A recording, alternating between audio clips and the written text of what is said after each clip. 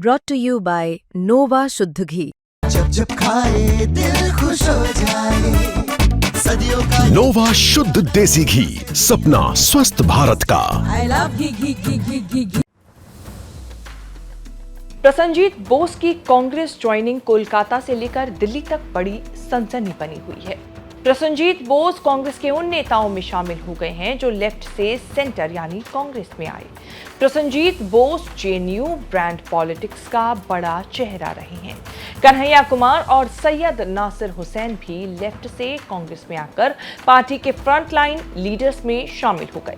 Left to Congress की marketing के लिए ही प्रसन्नजीत बोस की ज्वाइनिंग कराने का जिम्मा कोलकाता जाकर कन्हैया और सैयद नासिर हुसैन ने उठाया।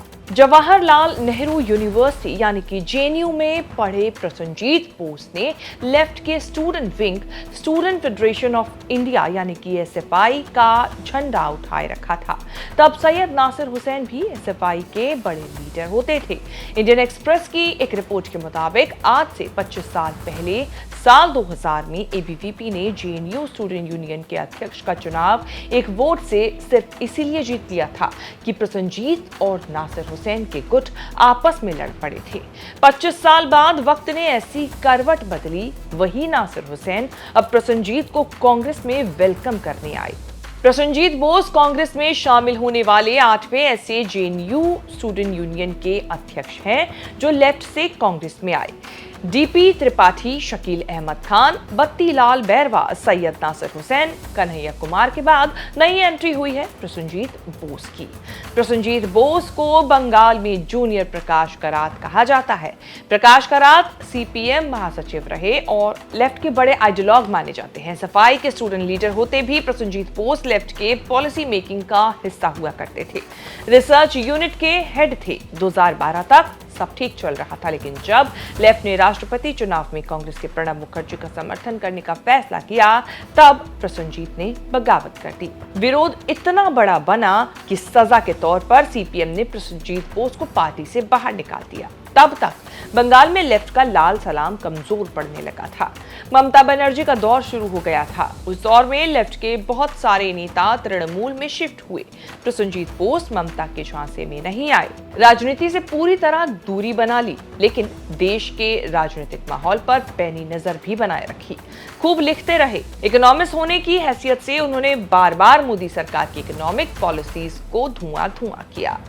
Macro economics, finance and political economy के मास्टर माने जाते हैं प्रसन्नजीत बोस। करीब 13 साल के अंतराल के बाद प्रसन्नजीत बोस ने राजनीति में वापसी की है। इस बीच लेफ्ट कमजोर पड़ा। ममता को चैलेंज करने बीजेपी मैदान में आ चुकी है। प्रसन्नजीत बोस अब लेफ्ट को शायद बड़ा चैलेंज नहीं मान रहे हैं। बीजेपी और ममता का विकल्प मानते हुए कांग्रेस ज्वाइन की है। प्रसन्नजीत ने एक्स पोस्ट में लिखा कि बीजेपी और ममता के पोलराइजेशन को ब्रेक करने में कांग्रेस ही मेजर रोल प्ले कर सकती है। सरकार संविधान पर हमले कर रही है। सिर्फ राहुल गांधी ही हैं जो संविधान बचाने की लड़ाई लड़ रहे हैं।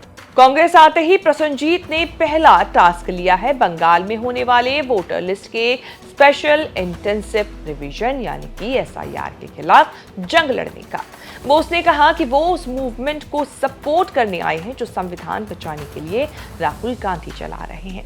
हालांकि जब वो लेफ्ट में थे या पॉलिटिक्स से दूर रहे, तब कांग्रेस की पॉलिसीज को लेकर काफी क्रिटिकल रहे, लेकिन राहुल गांधी की पॉलिटिक्स ने बड़े थिंकर की थिंकिंग बदल दी।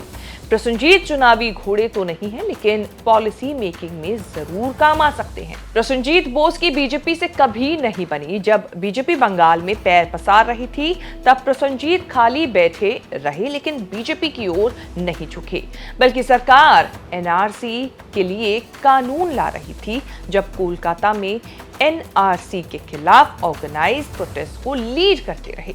उनकी अगुवाई में गो बैक मोदी के नारे से गूंज उठा था कोलकाता। इकोनॉमिस्ट के तौर पर उन्होंने नजर रखी कि मोदी सरकार में क्या गड़बड़ी हो रही है। 2018 में उन्होंने आरटीआई से मिले जवाब के आधार पर दावा किया कि मोदी सरकार में 77,000 करोड़ का लोन घोटाला हो चुका है। एक दौर था जब बंगाल में कांग्रेस का जलवा होता था, लेकिन इंदिरा गांधी के दौर में ही कांग्रेस के हाथ से बंगाल फिसल गया था। 1972 से 1977 तक सिद्धार्थ शंकर रे कांग्रेस सरकार के आखिरी सीएम हुए।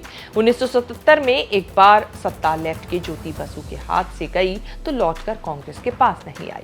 ज्योति बसु बुद्धदेव भट्टाचार्य के बाद 2011 से ममता बनर्जी सत्ता में जमी है, जिनको बीजेपी भी हिला नहीं पाई है। 2021 के विधानसभा चुनाव में कांग्रेस एक भी सीट नहीं जीत पाई। लोकसभा चुनाव में कांग्रेस बेहतर करती रही। 2024 में कांग्रेस ने लोकसभा की एक सीट जीती।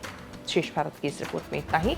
इस रिपोर्ट को लेकर आपकी क्या राय है, कमेंट करके जरूर बताएं और इस तरह की खबरें आगे भी देखने के लिए बने रहें न्यूज़ तक के साथ।